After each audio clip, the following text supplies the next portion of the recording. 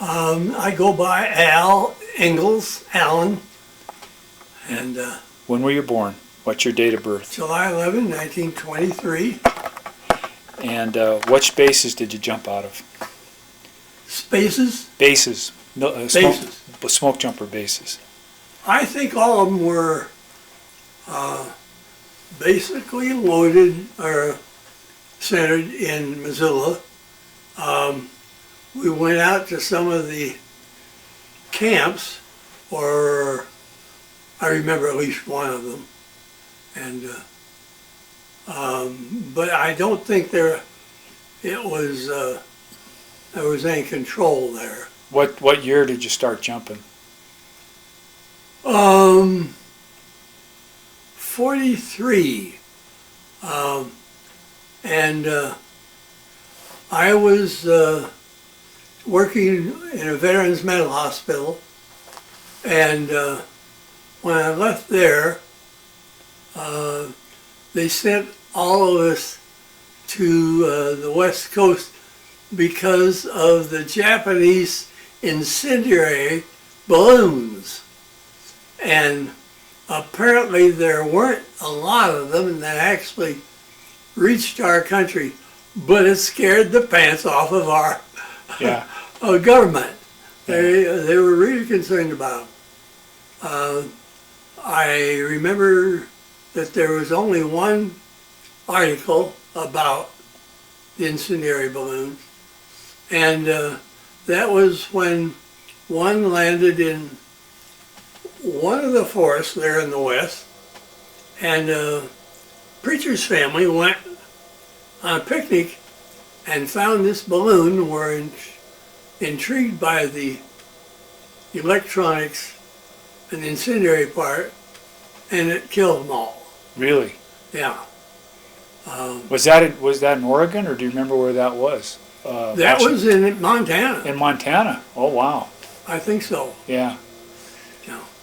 Well, now, you said you were working in a veterans mental hospital, and now what was your status doing when you were doing that? Were you... I was a conscientious objector. Okay. And I think the government was real smart making use of our manpower, and that's how I understand smoke jumpers filled in a gap. It had only started, what, in 1940 was the first year.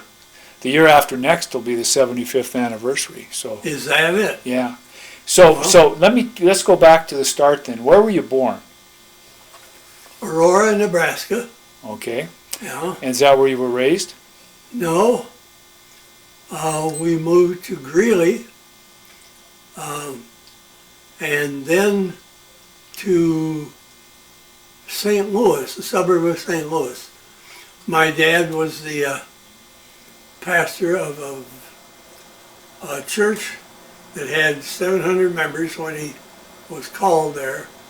Built it to 1,500, the largest congregational church in Missouri. He became not only a very successful pastor, but the teacher at two seminaries, one there in St. Louis and one in Chicago where he graduated. I maintain that he was a very patriotic, idealistic young preacher, and when he didn't have to serve in the First World War, but he volunteered to save the world for democracy and to fight the war to end all wars. And he realized very soon that he'd failed. And so he began to preach about it. Oh, I see. And I heard enough of his sermons. There were four of us boys. He had decided after his experience in the military, he wasn't going to raise his children, his boys, to be cannon fodder. And I remember that often enough that I feel I owe being a conscientious objector to his join the military. Well, were you the oldest of the four boys, or No. where were you in line? My oldest brother was drafted first, and he got along pretty well apparently with the draft board. So that when I came along, they didn't even ask me any questions and put me in. But Did they categorize you as a 1E right off at your request, or what do you mean you didn't have any problem with your draft board? The draft boards were afraid of yellow bellies just trying to escape military service. Right. And so they checked out a good many of us to see if we were just trying to escape. But they didn't even question me after questioning my brother. One of the things I'm most proud of is I worked in this Veterans Mental Hospital in Lyons, New Jersey for 3 years. I saved a doctor, and they gave me a military citation. Oh, you saved the doctor's life, or you replaced the doctor? Could have been, not for certain, because I had been a wrestler in high school, and this young guy who had boxing experience and therefore pretty well got his way at home and anyplace else that he threw his weight around was insisting on going home. So they called the doctor, and the doctor did his best to be reasonable, but of course the patient wasn't.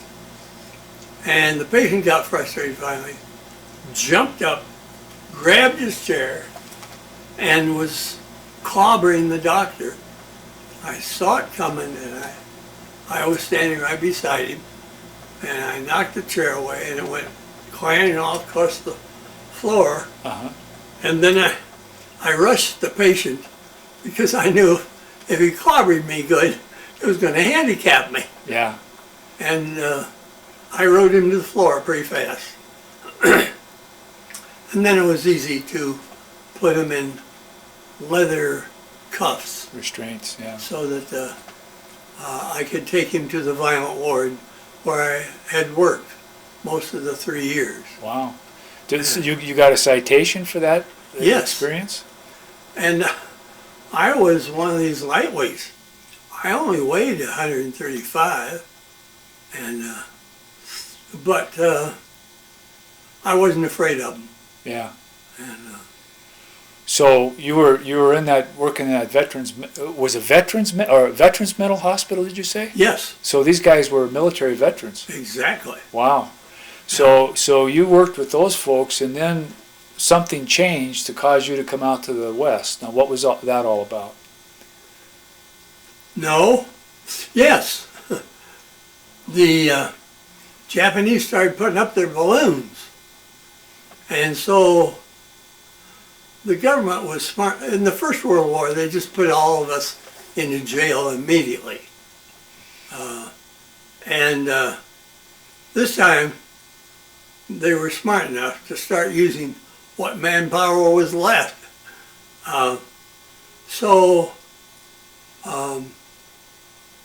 I think I volunteered to go west, and I don't remember what for. On the way, they answered one of my applications to become a smokejumper. And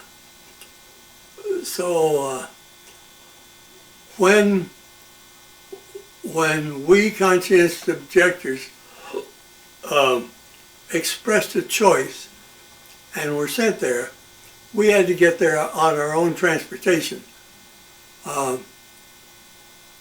And so I had to hitchhike.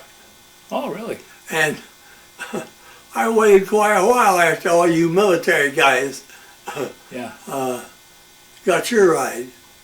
And I was pretty careful how I talked to the driver. If I thought he was reasonable and could handle. First of all, I thought, maybe not. He would ask me, what do you do? Well, I work in a veterans mental hospital. What do they pay you? $250 a month.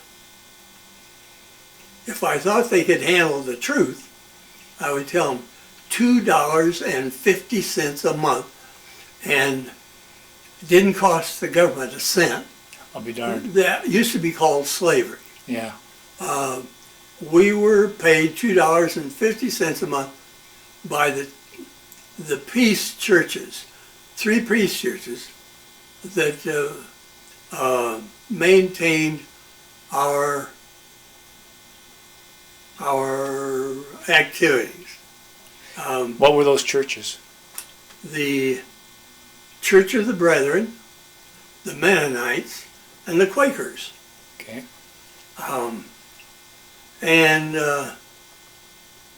So